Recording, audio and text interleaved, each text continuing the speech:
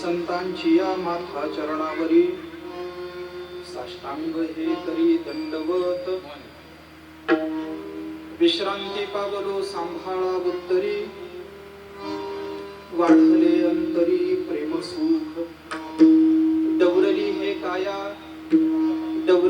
काया कृपेच्या वरसे नभे अनारसे उद्धरिलो विश्रांती पावलो सांभाळा उत्तरी वाढले अंतरी प्रेम सुख तुका म्हणे मज न घडता सेवा तुका म्हणे मज न घडता सेवा पूर्व पुण्य ठेवा ओढवला विश्रांती पावलो सांभाळा उत्तरी वाढले अंतरी प्रेम सुख पांडुरंगा पांडुरंगा करू प्रथम नमः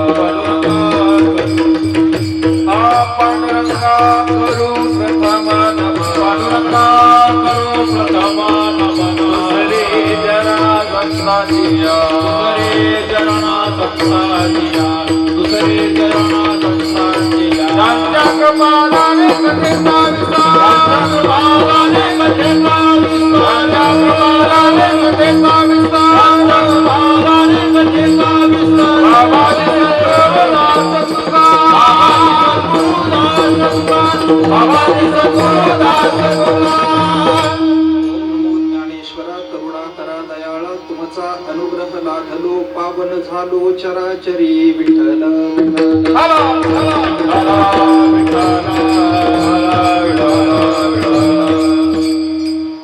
श्री संतांची माथा चरणावरी साष्टांग हे करी दंडवत विश्रांती पावलो सांभाळा उत्तरी वाढले अंतरी प्रेम सुख प्रस्तुत प्राप्त प्रसंगी कीर्तनरूपी सेवेकरता आपल्या सगळ्यांच्या समोर वाचलेला अभंग हा श्रीमंत जगद्गुरु श्री तुकाराम महाराजांचा आणि संतांचा योग झालाय आता क्षेमाची मागणी करणारा अभंग आहे विठ्ठल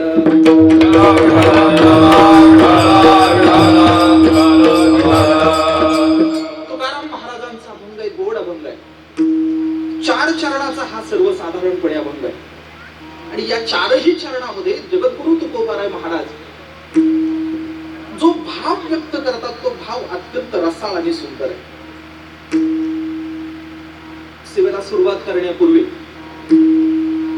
कशाच्या निमित्ताने कीर्तन आहे हे वक्ता म्हणून सांगणं माझं काम आहे गेल्या 47 वर्षांपासून आपण सगळी ग्रामस्थ मंडळी भजनी मंडळ इथलं ट्रस्ट आणि वरचं देवाचंही ट्रस्ट आपण सगळीच मंडळी एकत्र येऊन गेल्या 47 वर्षांपासून श्री काळभैरवनाथ महाराजांचा जन्माष्टमीचा सोहळा आणि आता हे तपपूर्ती 4थी तपपूर्ती असं 48 वर्षाचा परमार्थ या ठिकाणी संपन्न होतोय या निमित्तानं आपण ग्रंथराज ज्ञानेश्वरीचं आणि श्रेष्ठ ग्रंथ शिवलीला अमृताचं पारायण या ठिकाणी करताय आणि हे 48वे वर्ष आणि 9 दिवसाचा हा उत्सव आणि या उत्सवामध्ये 4थ्या दिवसाची सेवा जी आहे ती माझ्या वाट्याला या प्रसंगी उपस्थित असणारे आदरणीय हरिभक्तीपरायण विठ्ठल महाराज त्यांच्या पवित्र चरणी अत्यंत नम्र भावानं वंदन करतो याचं कारण असं आहे की मला आठवतंय की 25 वर्षांपूर्वी किती 25 वर्षांपूर्वी विठ्ठल महाराज आणि माझी भेट झाली होती आणि भेट आठवण्याचं कारण सांगून ठेवतो सरळ साधं सोपं कारण असं की काही नाही त्यांनी मला नाटाच्या अभंगाचं पुस्तक दिलं होतं त्याला माधव महाराज रसाळांची प्रस्तावना आणि ते छोटंसं बस तेव्हापासून 25 वर्ष साधारणपणे आदरणीय गोपाळ महाराज आहे आदरणीय रवी महाराज आहे आपण सगळीच मंडळी आदरणीय मृदुंगाचार्य हरिभक्तीपरायण पांडुरंग महाराज अंभोरे रवी महाराज पाटील आणि स्वामी महाराज आपण सगळी आपल्या सगळ्यांना खूप अंतःकरणपूर्वक वंदन करतो सर्व विद्यार्थी सर्वांना नमस्कार करतो सर्वांच्या पायावर डोकं ठेवतो आपल्या सर्वांना अभिवादन करतो ग्रामस्थ चौकदार सगळी मंडळी सगळ्यांना अभिवादन प्रेमानं करतो आणि या अभंगाकडे प्रवृत्त होतो विठ्ठल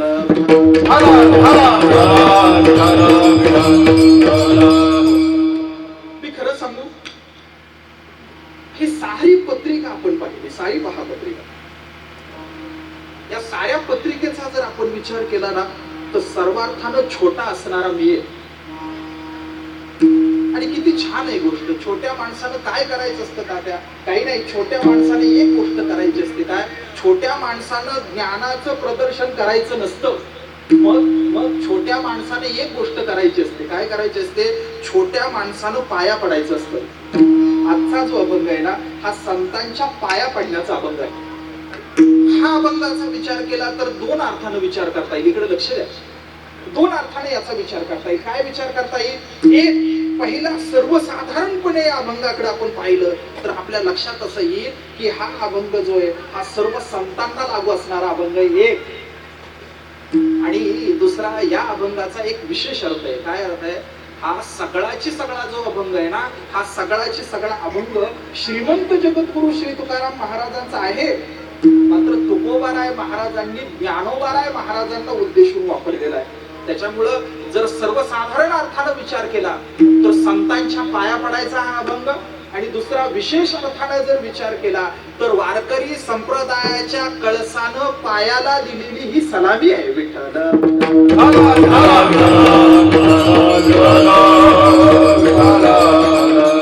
आपण मंडळी, वारकरी मंडळी, आपल्या पद्धती ठरलेल्या आहे. काय पद्धती आहे? आपल्या पद्धती अशा आहे की आपण गेलो, कुठे गेलो? दर्शनाला गेलो. बरं, आपण देवाच्या दर्शनाला जास्त जातो का संतांच्या? मी बोलतो.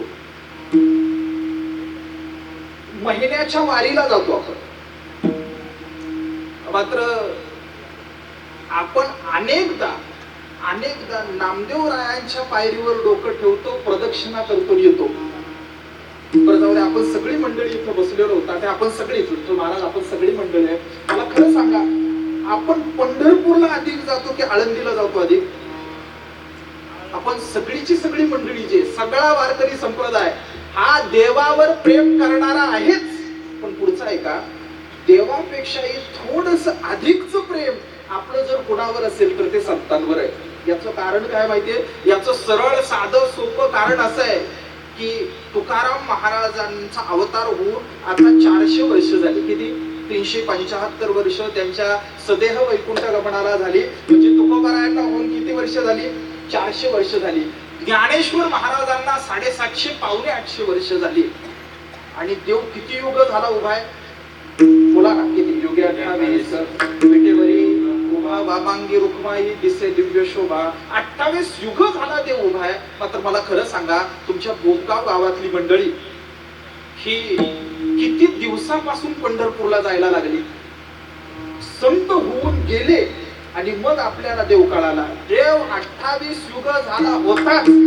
मात्र ज्ञानेश्वर महाराज, तुकाराम महाराज आदी करून सारे संत झाले आणि त्या संतांनी आपल्याला देवाची ओळख करून दिली. तुका म्हणे संती दावेला तारू कृपेचा सागर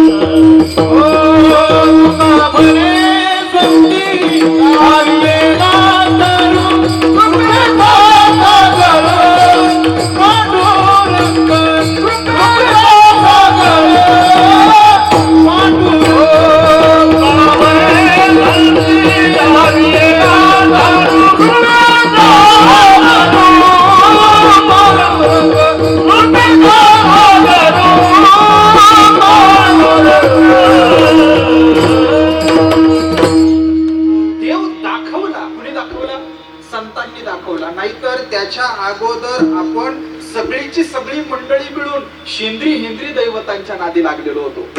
ज्ञानेश्वर महाराज, तुकाराम महाराज झाले नसते तर मला खरं सांगा, आपण पांढरे कपडे तरी घातले असते का? बोला ना, सोपं बोला. इकडे लक्ष आहे तुमचं. आपण सगळी शेतकरी मंडळी. कोण आहोत आपण? शेतकरी. ऐकणे शेतकरी मंडळी आहे. बाबा मला खरं सांगा, शेतकरी माणूस मातीत काम करतो, त्याला पांढरे कपडे घातले पाहिजे का? नाही घातले पाहिजे. मात्र हे सशा माग शिकार करत हिंडणारे आपण आपल्याला माणसात आणायचं काम संतांनी केलं. त्यांनी पांढरे कपडे घालायला शिकवलं, माळ घातली, टोपी घालायला शिकवलं, गंध दिला, सोपी उपासना पद्धती दिली आणि सोपा देव दिला. त्याच्यामुळं वारकरी परंपरेचा जर विचार केला तर संतांचं देवापेक्षा अधिक महत्व आहे. म्हणजे किती अधिक महत्व आहे की समजा एखाद्या दिवशी देवपूजा चाललेली आहे आणि देवपूजा चालू असताना देवपूजा सुरू आहे आणि घराच्या अंगणामध्ये दारामध्ये जर संत येऊन उभे राहिले तर तुकाराम महाराजांनी सांगितलं देवपूजा बाजूला ठेवली पाहिजे आणि जाऊन संतांच्या पाया पडलं पाहिजे. अभंगाचं प्रमाण सांगतो, करिता देवार्चन कराले संतजन देव सारावे परते संत पूजावे आरते. पटवून देणारं आणखीन एक उदाहरण, आपण सगळीची सगळी मंडळी संत श्रेष्ठ ज्ञानेश्वर महाराज, संत श्रेष्ठ सोपान काका महाराजांच्या पालखी सोहळ्यामध्ये चालत चालत जातो. कुठे जातो? पंढरपूरला जातो. पंढरपूरला जातो म्हणजे कुणाकडे जातो? देवाकडे जातो. जातो आपण देवाकडं, मात्र जात असताना आपलं भजन असतं काय? ज्ञानोबा तुकाराम,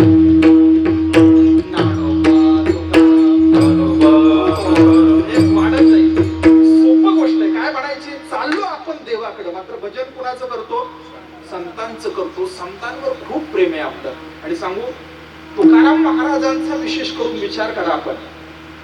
महाराष्ट्रामध्ये असे अनेक लोक आहेत की जी विठोबाला मानत नाही आणि आपल्याला काही अडचण पण नाही. कोणी देवाला मानतो किंवा न मानतो याच्यावर द्वेष करत बसायला आपल्याला वेळच नाही. गोष्ट अशी आहे की अनेक लोक अशी आहेत की जी देवाला मानत नाही, मात्र तुम्ही सगळी सुजान मंडळी आहात, सजग मंडळी आहात, शहाणी मंडळी आहात. अनेक लोक असे महाराष्ट्रामधले कुणीही पहा, ते देवाला मानत नाही, मात्र तुकाराम महाराजांना मानत नाही असा माणूस आपल्याला पाहायला मिळणार नाही. रामकृष्णाती देवाला न मानणारी एक विचाराची परंपरा महाराष्ट्रामध्ये आहे. ती देवाला मानत नाही, पाया पडत नाही, काही अडचण नाही, मात्र कुठल्याही जाती वर्ण डावा उजवा कसाही असला तुम्ही सगळेचे सगळे कुणाला मानतात? तुकाराम महाराजांना मानताना आपल्याला दिसतात. चळवळीतला असू देत, डावा असू देत, उजवा असू देत, कोणत्याही जातीचा पातीचा कोणी असला तरी तुकाराम महाराजांना मानतो. महाराष्ट्राचं तुकाराम महाराजांवर एवढं प्रेम आहे. पटत नसेल तर आणखी उदाहरण सोपं सांगतो. आपल्याकडं हा पुरंदर विधानसभा मतदारसंघ आहे आणि उद्या समजा पुरंदर मध्ये एक गाडी आली. कशाची गाडी आली? प्रचाराची गाडी आली आणि त्या प्रचाराच्या गाडीवर भोंगा लागलेला आणि त्या भोंग्यातून आवाज आला की पुरंदर विधानसभा मतदारसंघामध्ये वारकरी संप्रदायाचे अधिकृत उमेदवार तुकाराम बोल्लोबा मोरे चिन्ह यांचा आहे कब्बशी. अशी प्रचाराची गाडी आली, यांना प्रचंड बहुमतानं विजयी करा अशी एक गाडी आली.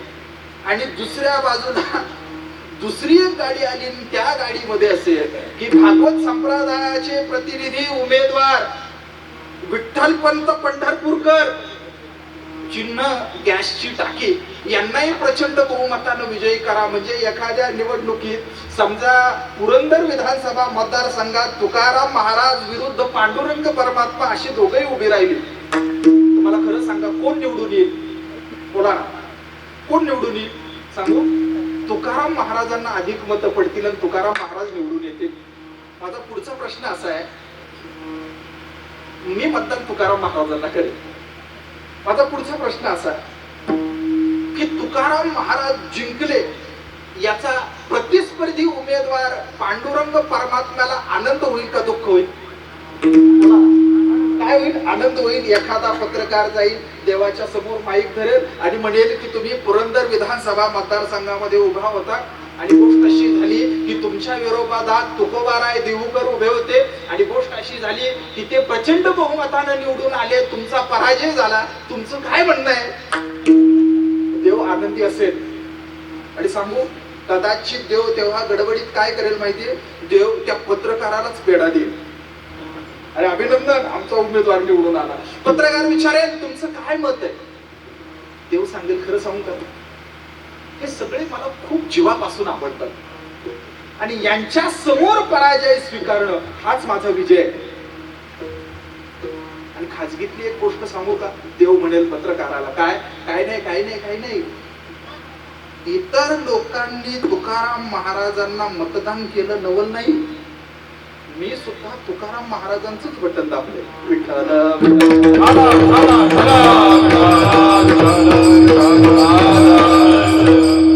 देव आणि संत याचा विचार केला तर आपलं सर्वांचं प्रेम सर्वाधिक संतांवर. याचं कारण असं आहे, देव आहेच मात्र साधू संतांनी खुला केला. गुरु गोविंद दो उघडे का केला गोपाय, कबीर महाराज म्हणाले. गुरु आणि गोविंद दोघे उभे, त्यांचं जर समोर येऊन उभे राहिले ना तर मी पहिल्यांदी पाया पडेल ते संतांच्या पडेल. गुरु गोविंद दो उघडे, दोघे उभे आहेत समोर. का केला गोपाय बलहारी गुरु आपणा, जिने गोविंद दियो बताय. गोविंद आहेच मात्र जो गोविंद दिला ना तो संतांनी दिला, म्हणून मी पाया पडतो. तुकाराम महाराजांची सुद्धा अशीच भूमिका आहे. म्हणून आपण सगळी मंडळी विचार करा, तुकाराम महाराजांच्या उपकारातून उतराई व्हायचं असेल, संतांच्या उपकारातून उतराई व्हायचं असेल, ज्ञानेश्वर महाराज, सोपान काका, मुक्ताबाई, आदिशक्ती मुक्ताबाई आईसाहेब या कुणाच्याही उपकारातून उतराई व्हायचं असेल तर तुमच्या माझ्याकडं फक्त एकच पर्याय. काय पर्याय? आणि तो पर्याय म्हणजे पाया पडणं. याच्याशिवाय पर्याय नाही. समजा एखाद्याला लई ज्ञानाची खुमखुमी असेल तर ज्ञानाची खुमखुमी दाखवून संतांना प्रभावित करता येईल का? बोला ना. एखादा ज्ञानेश्वर महाराजांच्या समोर जाऊन उभा राहिला आणि त्यानं किती चांगलं भाषण केल्यावर तो ज्ञानेश्वर महाराजांना प्रभावित करू शकेल? शक्य? विद्वत्तेची कोणती प्रक्रिया सांगितली तर ज्ञानेश्वर महाराजांना प्रभावित नाही करता येणार. ज्ञान दाखवून ज्ञानेश्वर महाराजांना प्रभावित नाही करता येत. ऐका, एखादा कलाकार आहे आणि त्यानं किती ताकदीचं गायलं वाजवलं तरी ज्ञानेश्वर महाराजांना प्रभावित करता येईल का? कला दाखवून ज्ञानेश्वर महाराज, तुकाराम महाराज आदी करून संतांना नाही करता येणार. पुढचं सांगतो, एखाद्यानं कितीही पैसे तुकाराम महाराजांना दिले तरी तुकाराम महाराजांना प्रभावित करता येईल का?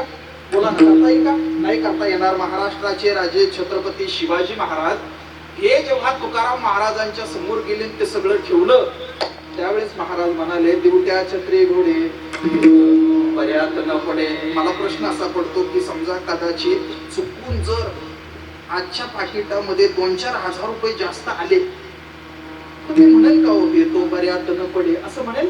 बोला ना. संतांमध्ये आपल्यामध्ये फरक हाच आहे. काय फरक आहे? साधूला पैशानं विकत घेता येत नाही आणि ज्याला पैशानं विकत घेता येतं ना त्याला साधू म्हणत नाही. साधू भूका भावुका, धनका भूका नाही, धनका भूका वहतो साधू नाही. पैशांचा विचार केला ना तर पैशानं विकत नाही घेता येणार. तुमचे रवित धन, तुमचे रवित धन, तुमचे रवित धन, तुमचे रवित धन. ते मज मृतिके समान, ते मज मृतिके समान, तुमचे रवित धन, तुमचे रवित धन. मज मृतिके समान, मज मृतिके समान, तुमचे रवित धन, तुमचे रवित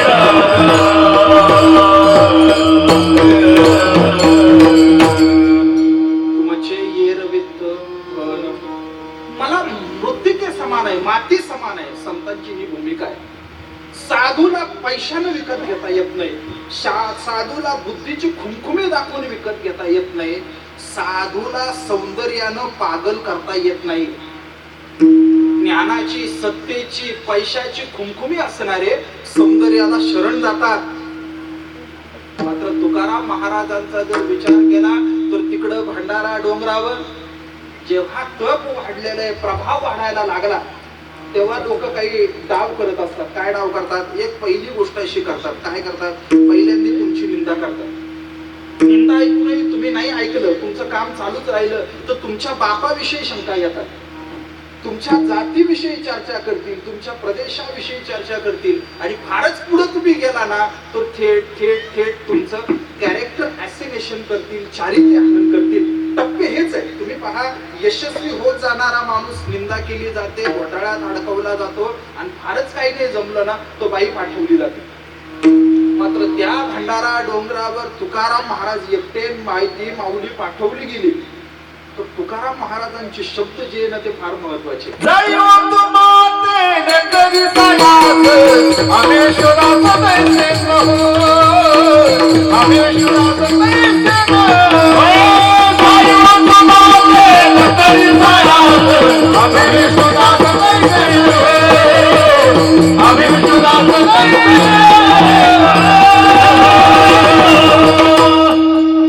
जाई हो तू माते. आपण ऐकणारी लोक दिसतात सगळी मला. आपण कितीदा तात्या हे प्रमाण ऐकलं.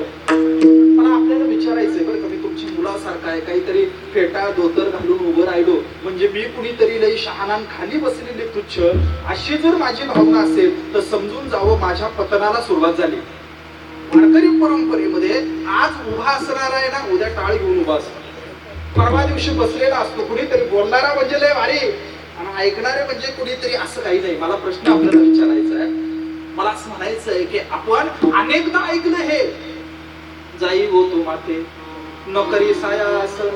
बाबा पुढचं वाक्य आहे ना ते अर्ध वाक्य विठ्ठल दादा ते इतकं सुंदर आहे, माझ्या एवढं अंतःकरणाला लागलेलं आहे. वाक्य असं आहे की आम्ही विष्णुदास तैसे नो. धाडस आहे म्हणायचं.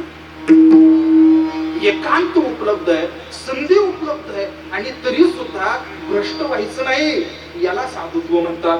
आयुष्यामध्ये कोणतंही प्रलोभन येऊ द्या, पैसा येऊ द्या किंवा अहो सोपं सांगतो, भजन करा विठ्ठला.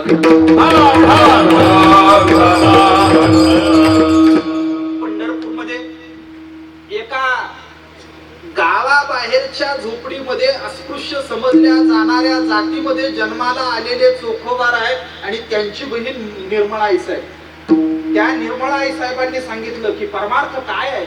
अभंग असा आहे, परमार्थ सांगावा साधावा बोलती या गोष्टी परी नाही हातवटी काही त्याची शुद्ध भक्ती भाव नामाचे चिंतन याची मुख्य कारण परमार्था. निंदा दोष स्तुती मान अपमान वमना समान लेखा आधी आणि पुढचं चरण आहे परद्रव्य परान्न पर नारीचा विटाळ वमना समान लेखाधी निर्मळा म्हणे. हाची परमार्थ संतांचा सांगात दिननिशी. निर्मळाई साहेबांनी 11 गोष्टी सांगितल्या. काय सांगितलं, जो कुणी वारकरी आहे ज्याच्या गळ्यात पवित्र तुळशीची माळ आहे, कपाळाला बुक्का लावतो असा कुणीही असू दे आणि जो स्वतःला म्हणून घेत असेल मी ज्ञानेश्वर महाराज, नामदेव महाराज, एकनाथ महाराज, तुकोबाराय महाराज, सोपान काका महाराज यांचा सेवक आहे, त्यानं काय करायचं असतं, त्यांना 11 गोष्टी करायच्या असतात. एक पहिली गोष्ट करायची असते काय की पहिली गोष्ट नामाचं चिंतन करायचं असतं. एक शुद्ध भक्तिभाव अंतःकरणात ठेवायचा असतो. 2 आणि तिसरं संतांची संगत करायची असते. या 3 गोष्टी करायच्या असतात. मात्र उरलेल्या 8 गोष्टी ज्या आहेत त्या करायच्या नसतात. काय, निंदा दोष स्तुती मान अपमान या 5 गोष्टी आणि आणखीन 3 परद्रव्य परान्न आणि परनारीचा विटाळ धरायचा असतो. म्हणजे 8 गोष्टी करायच्या नाही आणि 3 गोष्टी करायच्या. 8 आणि 3 किती झाले, 11. मी सांगू, या 11 गोष्टी पाळणं हीच खरी एकादशी आहे विठ्ठल.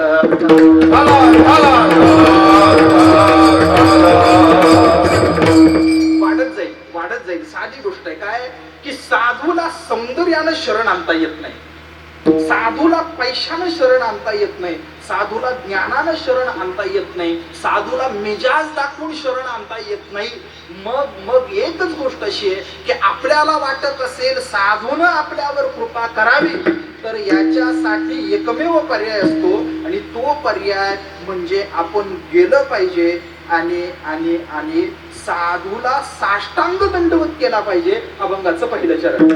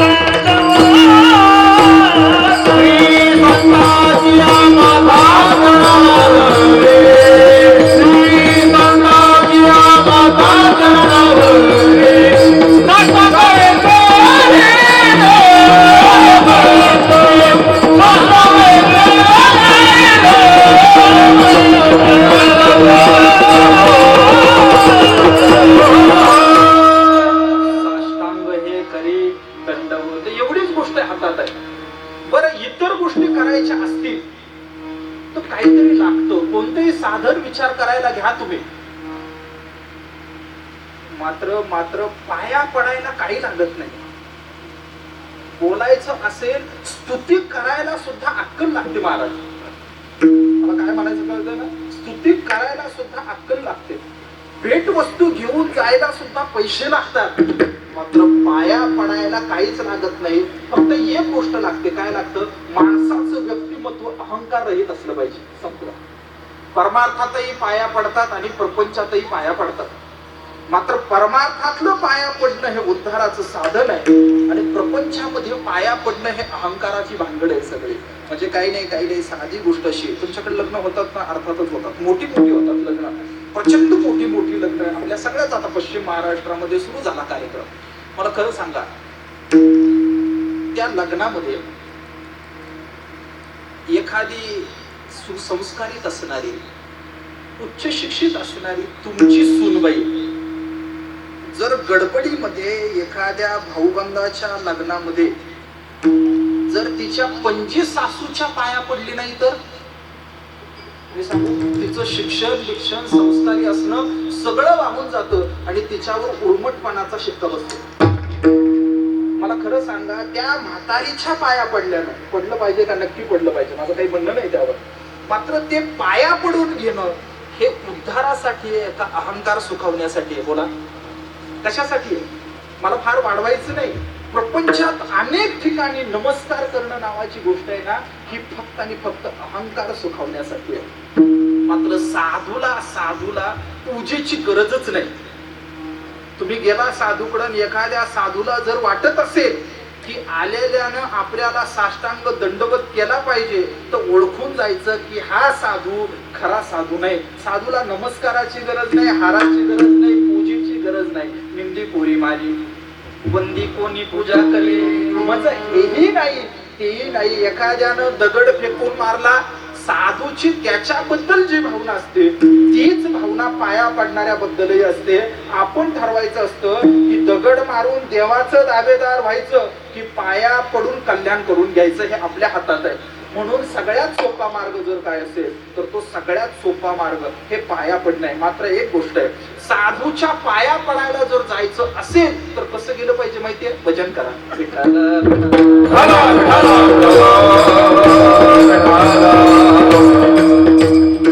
तुकाराम महाराज ज्ञानेश्वर महाराजांच्या दर्शनाला निघाले.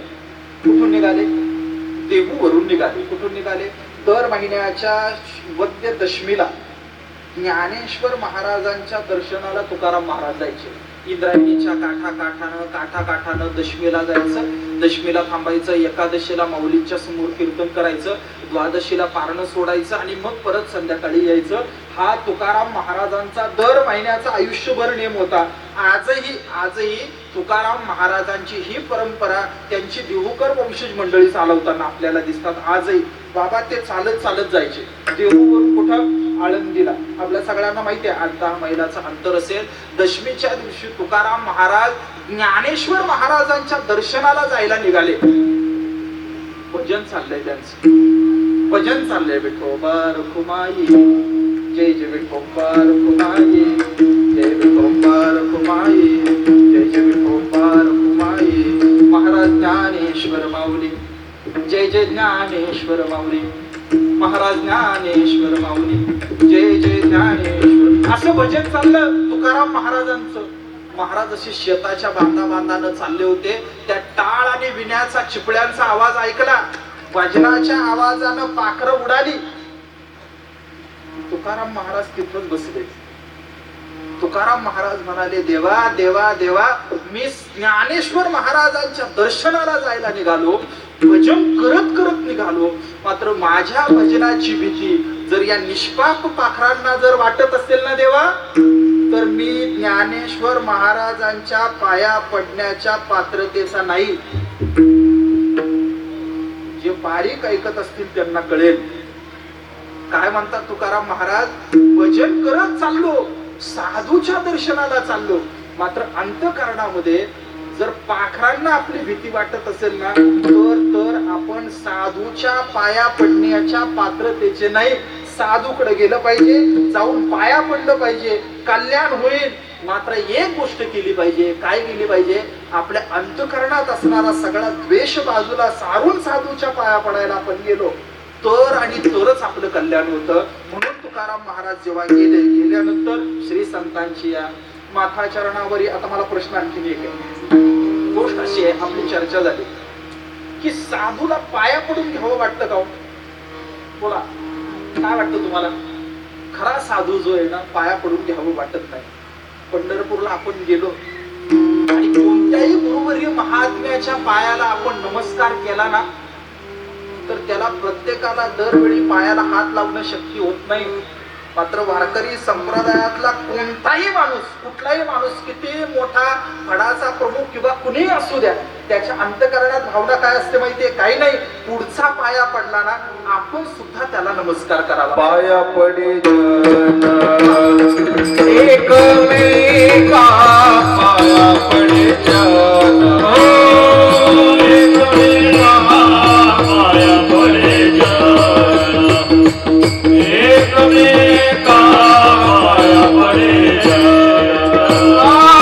पंढरीशिला नाही अभिमान, पाया पडे जन एकमेका, पाया पडे जन एकमेका. पंढरीशिला नाही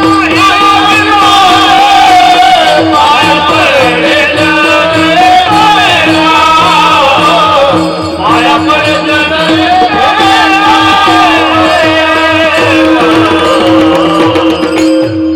पाया पडे जन एकमेका, पाया पडतात.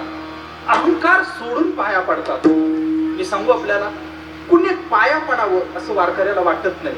आणि ज्याला असं वाटत असेल तो वारकरी नाही. बरोबरची मुद्रा भूषण उपयोगाची नाही. अंतःकरणाची अवस्था काय हे महत्वाचं आहे. एकदा त्या पांडवांच्या दरबारामध्ये राजसूय यज्ञ झाला, आपल्याला माहिती आहे. आणि जगाचा मालक पांडुरंग परमात्मा त्या यज्ञाच्या कार्यक्रमामध्ये पंक्तीमध्ये पत्रावळ्या उचलून टाकायचं काम करत होता.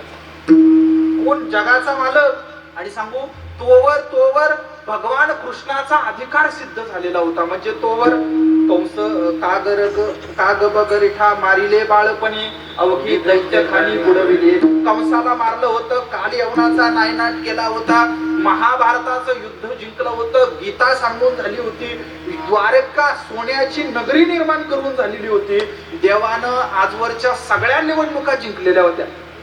आणि असा मालक काय करत होता? भक्ताच्या घरी उचलायचा पत्रवाळ्या, आणि पत्रवाळ्या उचलून कुठे टाकायचा?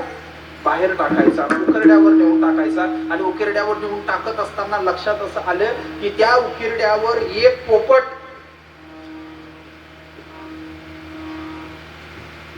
भाताचे शीत वेचून खात होता. एक पोपट. देवानं ओळखलं, हा पोपट नाही. हात मारली पांडवांना, अर्जुना, भीमा, धर्मा, नकुल, सहदेवा या बोलवलं. हात जोडून उभे राहिले. काय देवा? काही नाही, हा पोपट दिसतो. अरे हा पोपट नाही, पण देवा पोपटच दिसतो ना. नाही बाबा, हा पोपट नाही, हा पोपट नाही, हे साक्षात शुकदेव आहे. बापरे, सगळे हात जोडून उभे राहिले. आणि पोपट बोलायला सुरुवात करायला लागला. पोपट म्हणायला लागला की देवा देवा देवा देवा, मला माहिती होतं की मला कुणीच ओळखणार नाही, पण एक जण नक्की ओळखणार की हे बोगस मतदान आहे म्हणून. आणि तो ओळखणारा जर कोण आहे ना देवा, तो तू आहे ओळखणारा. मला माहितीये या रूपात आलो तर मला कुणी ओळखणार नाही, मात्र मला खात्री आहे की चतुरा तू शिरोमणी, आणि तू नक्की ओळखणार मला. देव म्हणाला की मी ओळखणारच होतो हे जर तुम्हाला माहिती होतं तर पोपटाच्या रूपात का आला? त्यावेळी शुकदेवांनी प्रश्न केला, तो सुंदर आहे. उत्तर दिलं. शुकदेव म्हणाले, हो, मला या पवित्र यज्ञात येऊन सहभागी व्हायचंच होतं, इथं प्रसाद घ्यायचाच होता, मात्र जाणीवपूर्वक येताना पोपटाच्या रूपात आलो. का आलो? याचं कारण असं आहे की मी मानवी रूपामध्ये जर आलो असतो तर तुम्ही घाईघाईनं पुढे आला असता. असंच पांडवांना बोलून घेतलं असतं आणि घाईनं पायाला पडण्यासाठी तेव्हा तुम्ही खाली वाकला असता आणि पांडवांनाही वाकायला लावलं असतं आणि तेव्हा मला सांगितलं असतं काय काय शुकदेव आम्हाला पाया पडायचंय, पाय जोडा. आणि तेव्हा मला नाही म्हणता आलं नसतं. गोष्ट अशी आहे की कुणीतरी पाया पडायला आलं म्हणून पाय जोडावे लागतात एवढं सुद्धा ढोंग करण्याची माझी इच्छा नाही, म्हणून पोपटाच्या रूपात आलो. विठ्ठल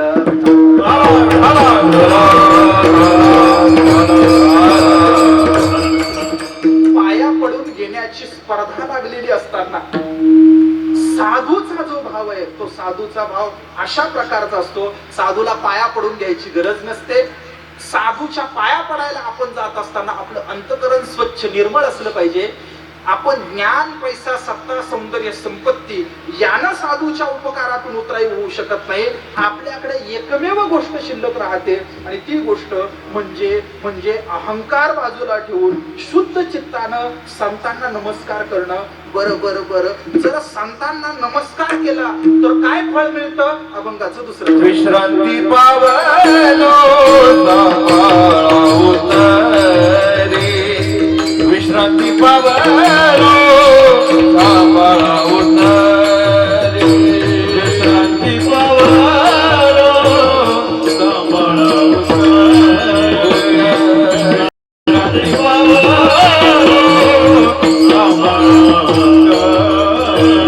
विश्रांती पावलो सांभाळा उतरे विश्रांती पावलो सांभाळा उतरे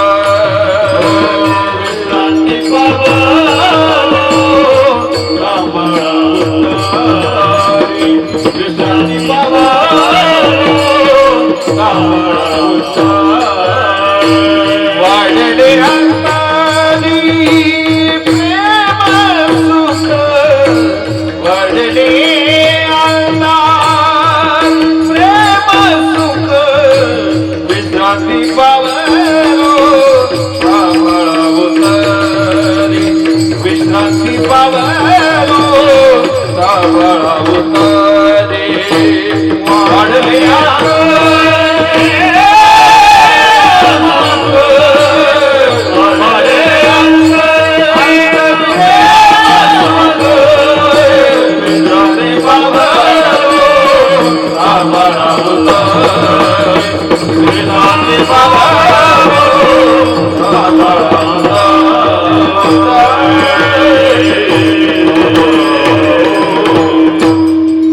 विश्रांती पावलो सांभाळा उत्तरे.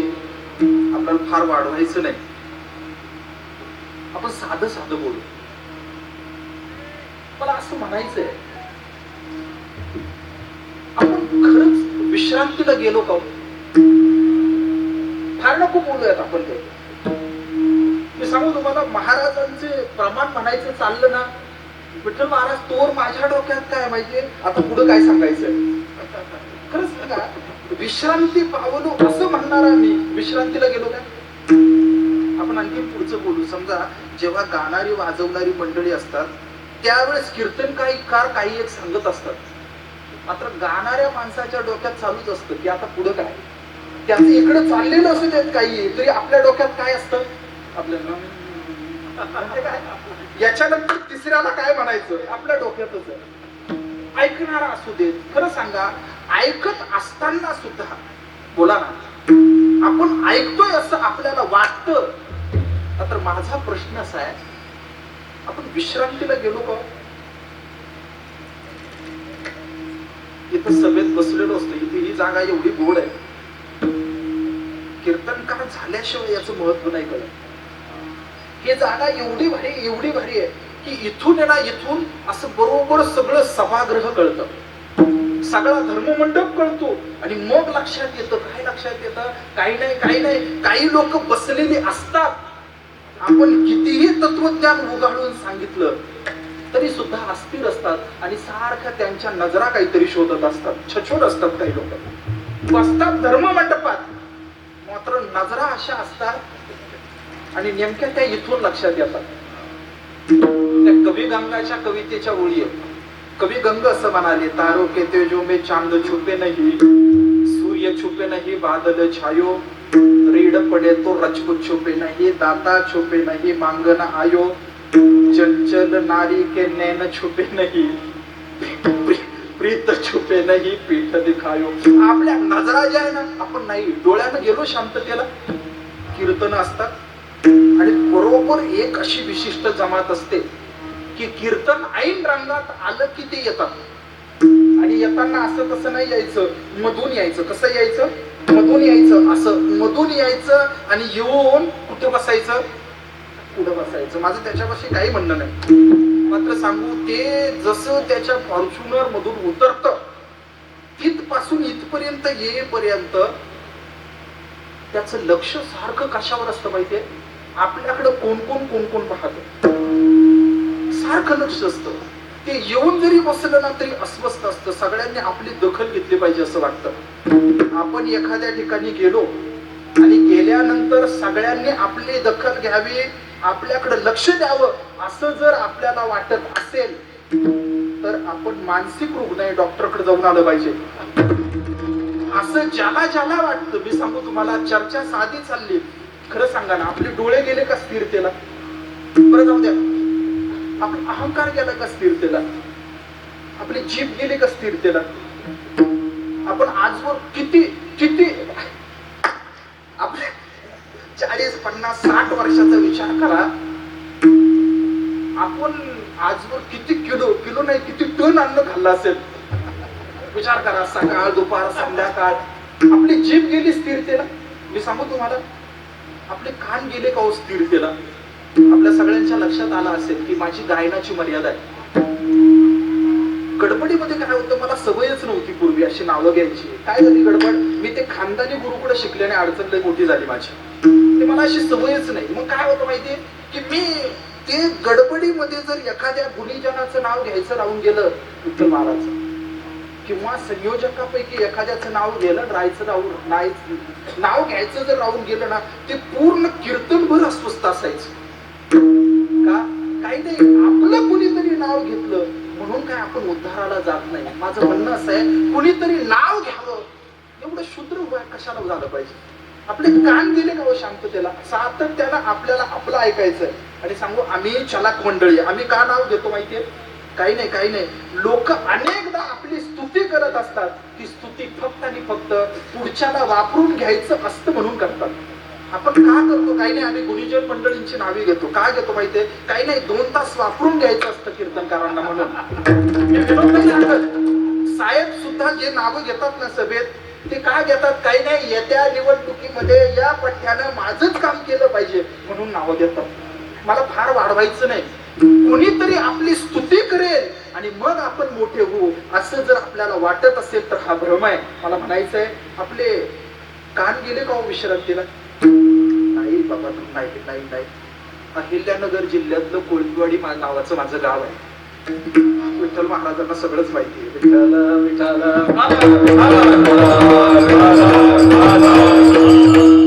आणि ते माझं गाव आता 14-15 वर्ष झाली इकडेच आहे. पुढे तर ते भलं मोठं बाजार कर आणि आमची गल्ली खूप छान मस्त शेजारी बाजार भरायचा. एक दिवस आमच्या गल्लीतलं एक म्हातारं ते मला भांड्याच्या दुकानात दिसलं. कुठल्या दुकानात? भांड्याच्या दुकानात. म्हाताऱ्याचं वय 80-85च्या पुढे गेलेलं. मात्र एक दिवस ते म्हातारं मला भांड्याच्या दुकानात दिसलं. रविवारचा बाजारचा दिवस. मी जाऊन पाहिलं, म्हटलं बाबा काय करता? बाबानं मला काय केलं असेल आपण कल्पना करा. बाबानं 2 शिव्या दिल्या ना हाकलून दिलं, झालं संपलं. 1 दिवस 2 दिवस गेले आणि 2-3 दिवसाने एक दिवस त्या म्हाताऱ्याच्या घरातून संध्याकाळच्या वेळेस टाळाचा आवाज यायला लागला बारीक. मी सहज डोकावून पाहिलं तर म्हातारं टाळ वाजवत नव्हतं. मग काही नाही म्हाताऱ्याने एक छोटासा खलबत्ता आणला होता आणि त्या खलबत्त्यामध्ये काहीतरी कुटत होतं. आता मी लहानच होतो, पूर्वीचा काळ होता, शेजाऱ्याच्या घरात सहज जाता येता यायची अशी परिस्थिती होती. मी विचारलं आजीला, काय करतात बाबा? ती म्हणली काही नाही. परवा दिवशी बाबानं रविवारच्या बाजारात एक छोटा खलबत्ता आहे ना तो खरेदी केला म्हटलं का केला? ते म्हणे काही नाही काही नाही काही नाही, बाबाचे पडले दात. मात्र बाबाला फुटाणे लय आवडतात. मग बाबानं काय केलं? काही नाही काही नाही, छोटा खलबत्ता घ्यायचा, त्याच्यात फुटाणे टाकायचे आणि आपलं कुटायचं, बारीक बारीक करायचं. बारीक झालं की काय करायचं? आपलं निवांत फुटाणे चगळत बसायचं. मी हसलं निघून गेलो. मायबापा सांगू, आता सुट्टीसाठी गावी होतो आणि परत त्याच गल्लीमधून फिरत होतो. फिरता फिरता तेच म्हातारा, त्याचं घर आठवलं आणि हसू जसं आलं तसं अंतःकरणाला बाण लागावा अशी एक गोष्ट झाली. काय झाली? मला वाटून गेलं की त्या बाबाचे दात पडले होते, मात्र तरी सुद्धा दात पडले होते, मात्र खायची वासना संपली होती का? आपलं दुःख काय माहितीये? आपलं दुःख असं आहे, आपली इंद्रिय दुबळे होतात तरी सुद्धा भोग घेण्याची आपली आसक्ती सुटत नाही. आपण किती पापी आहोत. लोक 40-40 वर्ष रोज तोच भोग घेतात आणि तरी सुद्धा कंटाळत नाही. याच्यापेक्षा आपण वेगळे विषय आसक्त काय असू शकतो? मला फार वाढवायचं नाही, मला फक्त एकच मुद्दा असं म्हणायचं आहे, आपण खाण्यात अडकलो, आपण स्तुतीत अडकलो, आपण दिसण्यात अडकलो, आपण विषय भोगामध्ये अडकलो. मात्र जीवनाचं खरं वर्म जर समजून घ्यायचं असेल आणि विश्रांतीकडे जायचं असेल तर याच्यासाठी एकमेव पर्याय जर काय असेल तर ते साधूच्या पायाची सेवा करणं आहे. विठ्ठल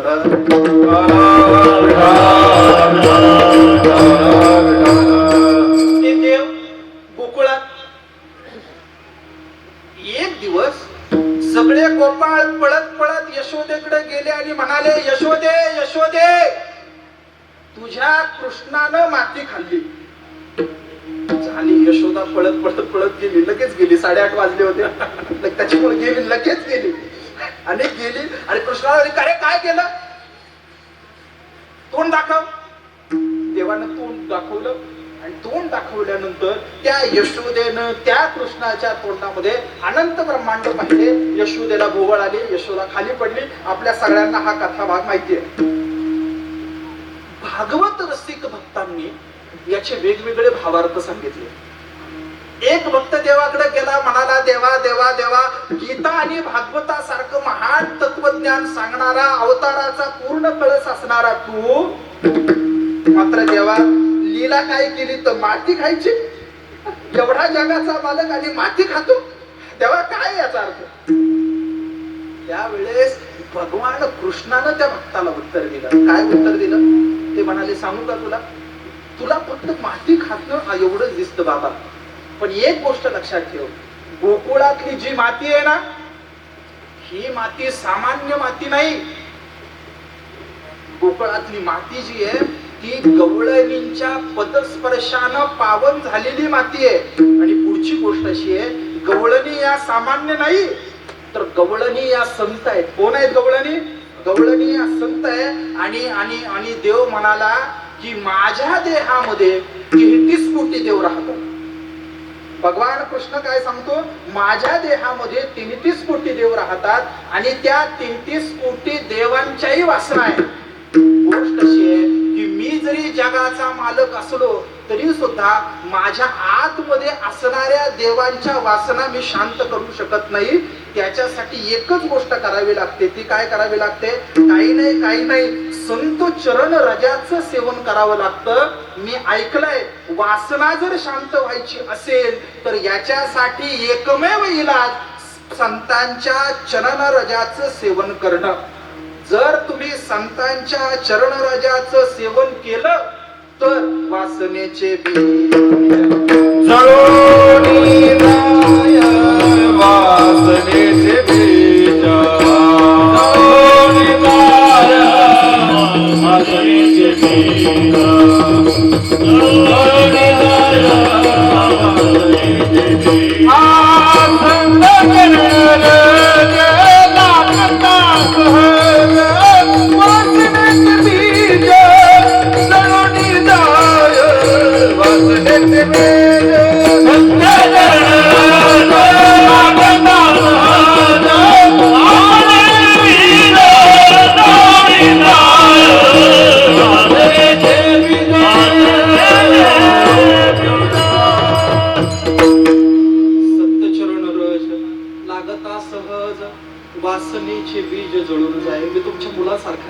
थोडं बोलू का अधिक बोलू का? तुम्ही कीर्तनकार म्हणून ऐकू नका बरं का. मी सांगू बाबा तात्या, मी खोटं बोलणारा माणूस नाही. विठ्ठल महाराज समोर आहे, बाबांनाही सांगितलं पाहिजे, सगळ्यांना सांग. माझं वय वर्ष 37-38 वर्ष आणि मी या व्यासपीठावर खूप प्रामाणिकपणे सांगतो की तारुण्य सुलभ सगळे लोभ माझ्या वाट्याला आहे. मी खरं सांगतो तुम्हाला, सगळे लोभ सगळे ना ते माझ्या वाट्याला आहे.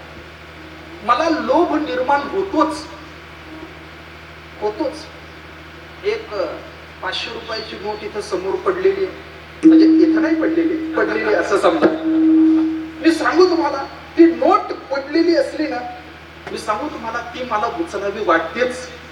मी संत नाही, मला ती उचलावी वाटतेच. पण सांगू तात्या, ती नोट समोर दिसलं उचलेपर्यंत जाणीव होते आपण खानदानी वारकऱ्याच्या घरातले, आणि त्या क्षणाला उचललेली नोट हातात घेतो, म्हणतोय कोणाची रे, कोणाची इच्छा आहे की नाही आहे. मात्र सांगू, पाप अंतःकरणामध्ये निर्माण होणे याला मी काही नाही करू शकत. मात्र एक गोष्ट अशी आहे की असा अंतःकरणामध्ये भाव निर्माण झाल्यानंतर लगेच लक्षात येतं गळ्यात तुळशीची माळ आहे आणि तुकाराम महाराज काठी घेऊन उभे आहे. आपण पापापासून वाचतो. पाप माझ्या मनात निर्माण होतच. मात्र सांगू, मी जर वारकरी नसतो तर आजवर लय लफडे केले असते. मी नम्रपणे सांगतो. मला हे सांगत असताना मी काही तुमच्या समाजाचं मनोरंजन करावं म्हणून म्हणत नाही. नामदेव महाराजांच्या पवित्र गादीवरून सांगतो, आता जे काही येणार थोडा छुछूरपणा कमी झाला, तो संतांच्या कृपाशीर्वादामुळे झाला. आणि खरंच आहे ते, मन गया तो जाने दो. जातो ना विषयाकडे मन जातं, तो जाऊ द्यावं. कबीर महाराज म्हणाले, मन गया तो जाने दो, मत जाने दो शरीर. मन गया तो जाने दो, मत जाने दो शरीर. शरीर गया तो सब कुछ गया, कह गए दास कबीर. वासना अनेकांच्या मनात निर्माण होते, मात्र विनयभंगाचा गुन्हा कुणाला लागतो? ज्यांचं शरीर गेलेलं असतं त्यांचा लागतो. म्हणून सांगू तुम्हाला, असं अंतःकरणात पाप उदित होणं आणि पाप करणं याच्यामध्ये आडवं जर कोण उभं राहत असेल ना, तर साधू आडवा उभा राहतो. आणि साधू सांगतो, बाबा बाबा बाबा बाबा, मनुष्य देहाला आलाय ना, चुकीचं वागू नको. तू माणूस आहे ना, तू वारकरी आहे ना, तू चांगल्या घरातला आहे ना, घरंदाज आहे ना, चुकीचं वागू नको.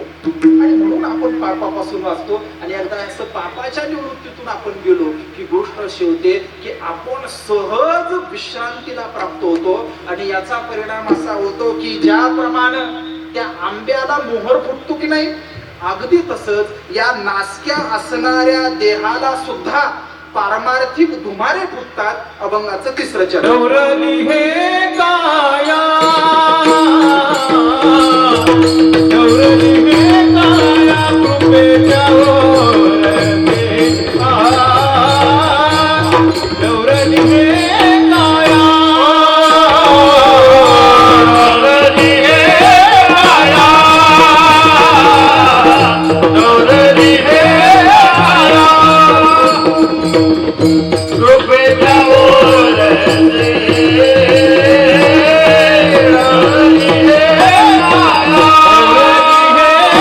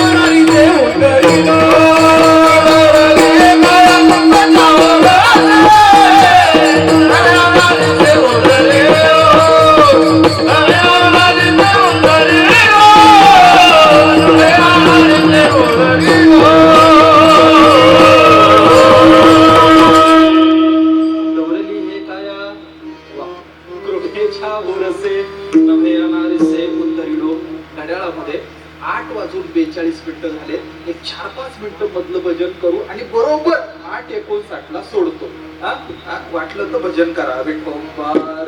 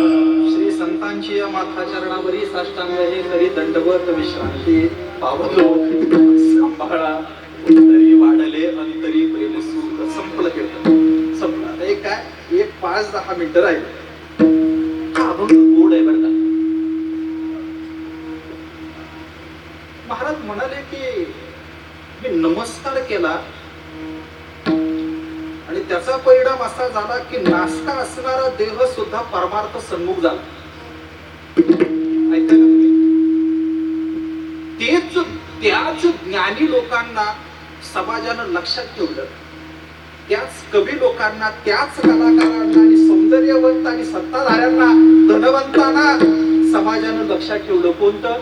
जे धन, सत्ता, ज्ञान आणि कला साधूच्या पायाजवळ राहिली त्यांना लक्षात ठेवलं. उद्धार त्यांचाच झाला आणि त्यांच्या कृपेची ताकद एवढी थोर असते. 12वा अध्याय काढा ज्ञानेश्वरीचा. पांजय जय वोशुद्धे उदारे प्रसिद्धे अनवरत आनंदे वर्षती विषय गाळे मिठी दिदली अनोखी ताटी ते तुझी गुरुकृपा दृष्टी निर्विष होय म्हणून साधका तो माऊली पिके सारस्वत तुझी पाऊले या कारणे मी सावली नसंडी तुझी. काय म्हणाले की उदार असणारी शुद्ध असणारी अनवर्त कृपेचा वर्षाव करणारी जी संतांची गुरूंची कृपा दृष्टी आहे त्याच्यामुळे काय होतं काही नाही आपल्याला अक्कल येते. सोपं काय होतं आपल्याला अक्कल येते. आपण विषयाच्या तडाख्यापासून वाचतो. निवृत्तीनाथ दादाशी समोर बसलेले होते आणि समोर बसलेले असताना किती गोड बोलावं ज्ञानेश्वर महाराजांनी. चालेल ना ज्ञानेश्वरी सांगितली तर 2 मिनिटं. आपली त्याची अडचण आहे बोलते विठ्ठला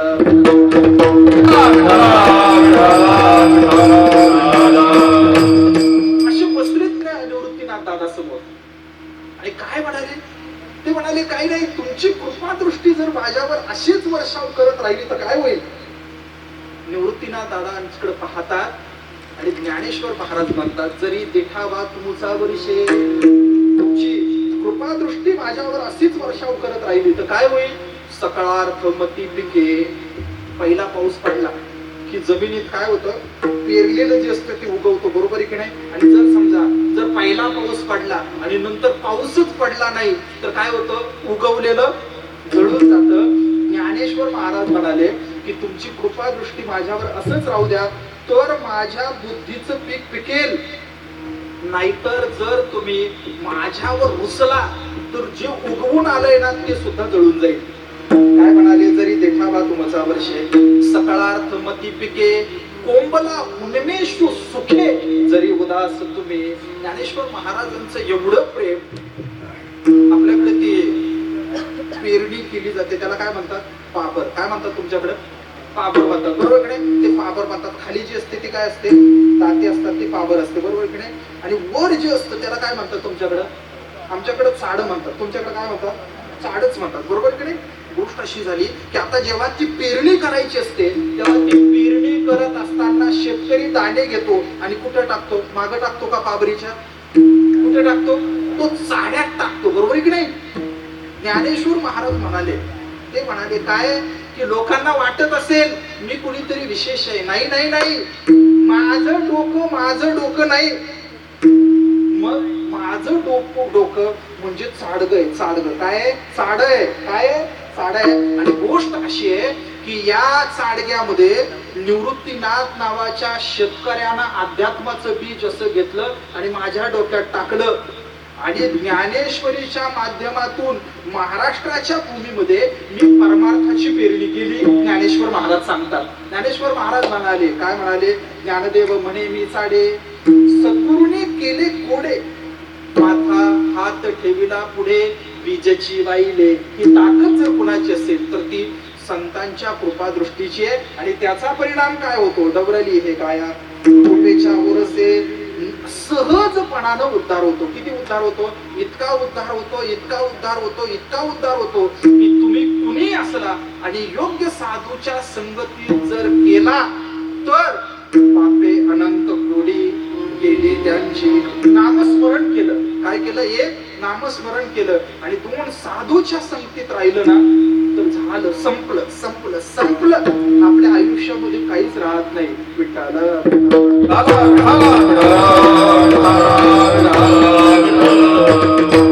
एकदा असंच 7 ते 9 कीर्तन झालं एका गावात. रात्रीची वेळ कीर्तन संपलं आणि जायला निघाला. पूर्वीचा काळ होता गाड्या घोड्या असं काही नव्हतं. जेवण खावण केलं जायला निघाला आणि जायला निघाल्यानंतर ती लोक म्हणायला लागली महाराज रात्रीचं जाऊ नका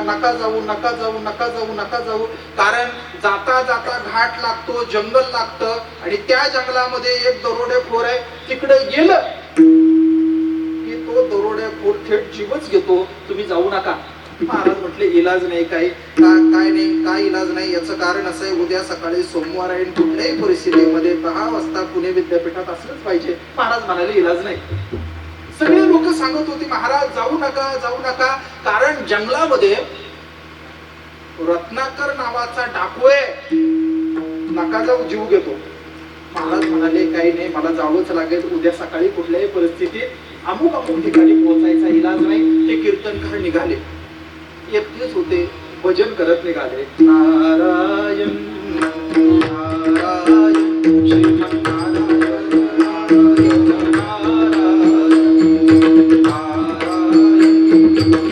नारायण श्रीमन्नारायण. आवाज आला, शांतता. कोण होतं समोर? चालत चालत गेले, दरोडेखोर समोर येऊन उभा राहिला. बैलासारखे पुष्ट खांदे,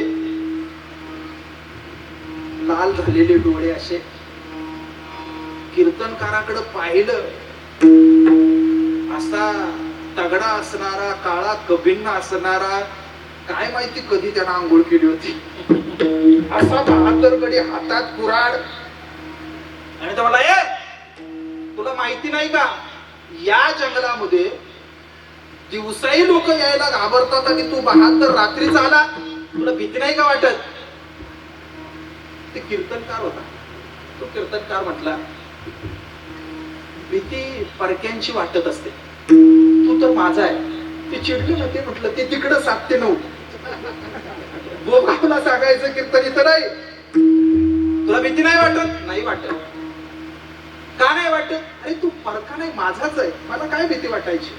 पुढे बोलायला सुरुवात केली आणि मग बोलता बोलता तो कीर्तनकारच म्हणाला, मला नाही भीती वाटत, पण तुला भीती वाटते का?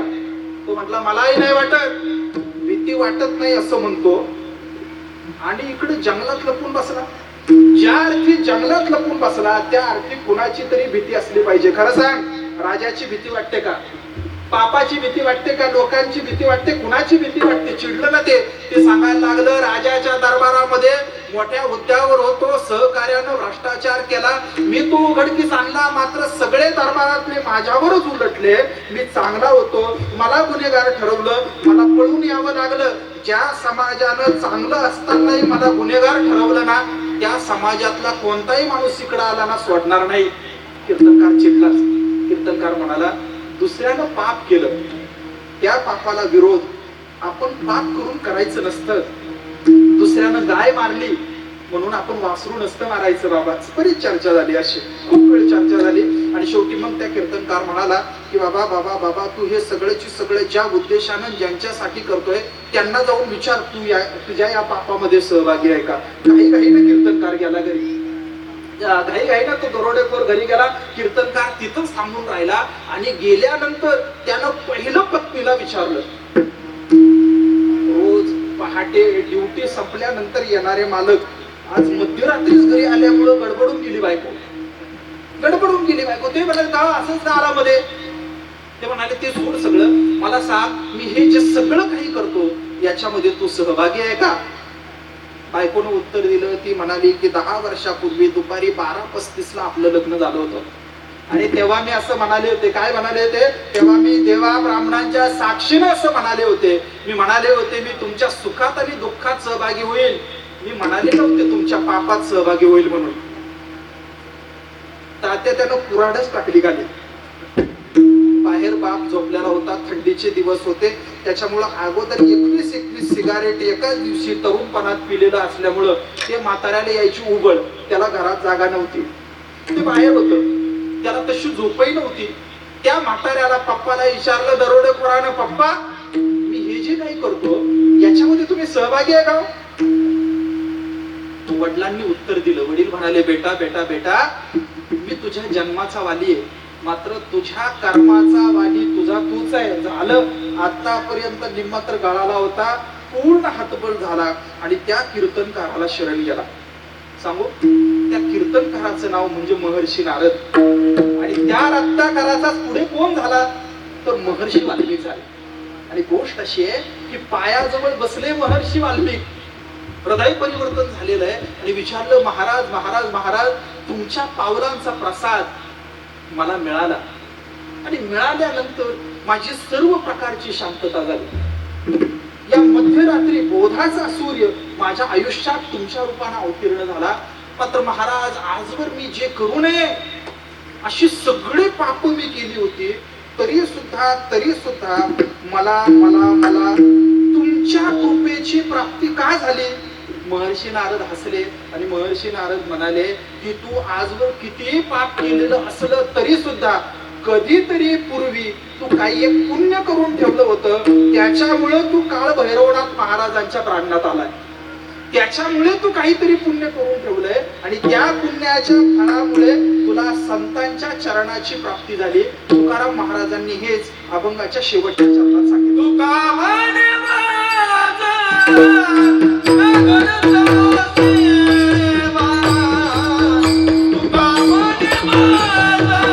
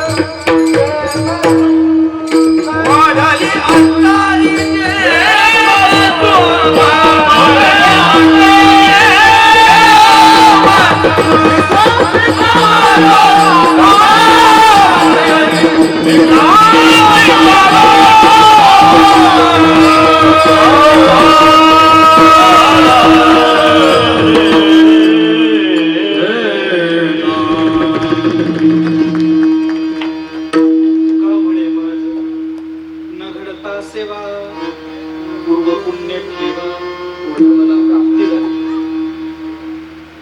दिवाळीचा दिवस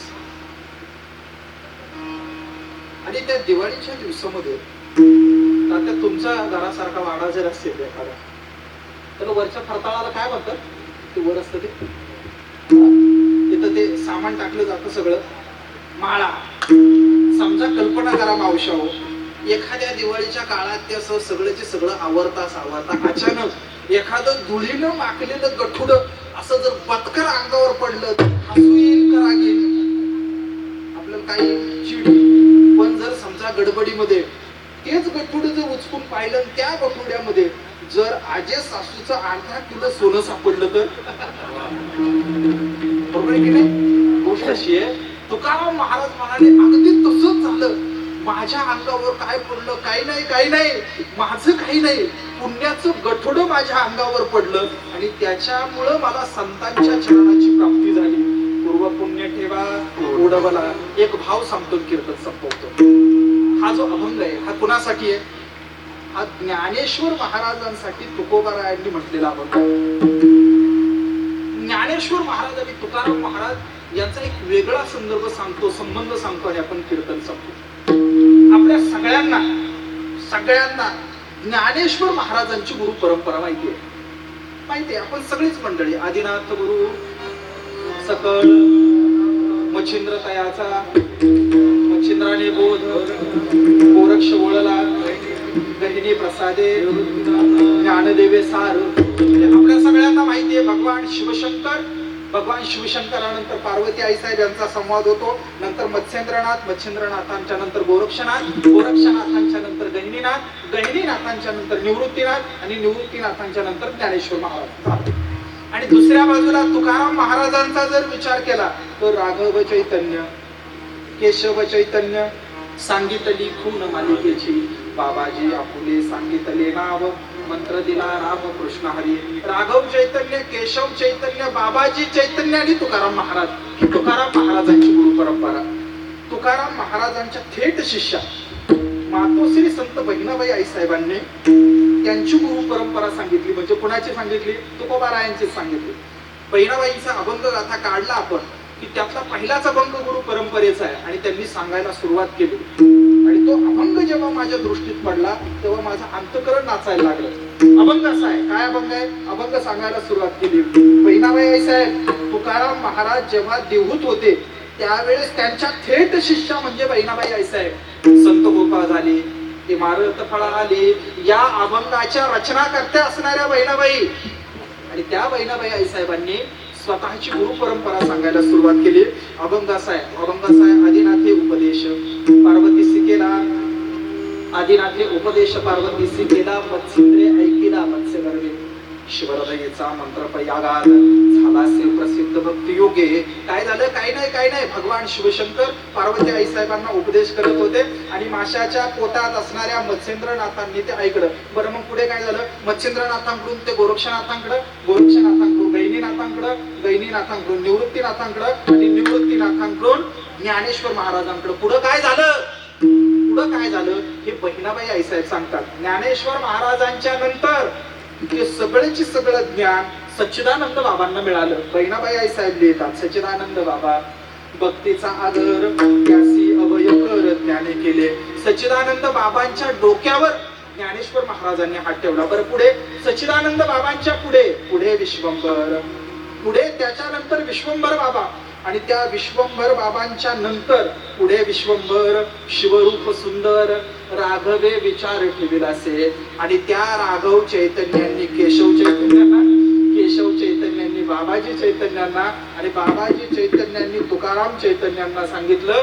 उलट्या अर्थानं जर विचार केला तर तुकाराम महाराजांचे गुरु बाबाजी त्यांचे गुरु केशव त्यांचे गुरु राघव त्यांचे गुरु विश्वंभर त्यांचे गुरु सच्चिदानंद आणि त्यांचे गुरु ज्ञानेश्वर महाराज. म्हणजे तुकाराम महाराजांचे परमगुरु जर कोण असतील तर ते परमगुरु म्हणजे ज्ञानेश्वर महाराज आहे. आणि परंपरेच्या अर्थानं सुद्धा पूर्व पुण्य ठेवा ज्ञानेश्वर माऊली ज्ञानराज माऊली तुकाराम ज्ञानेश्वर माऊली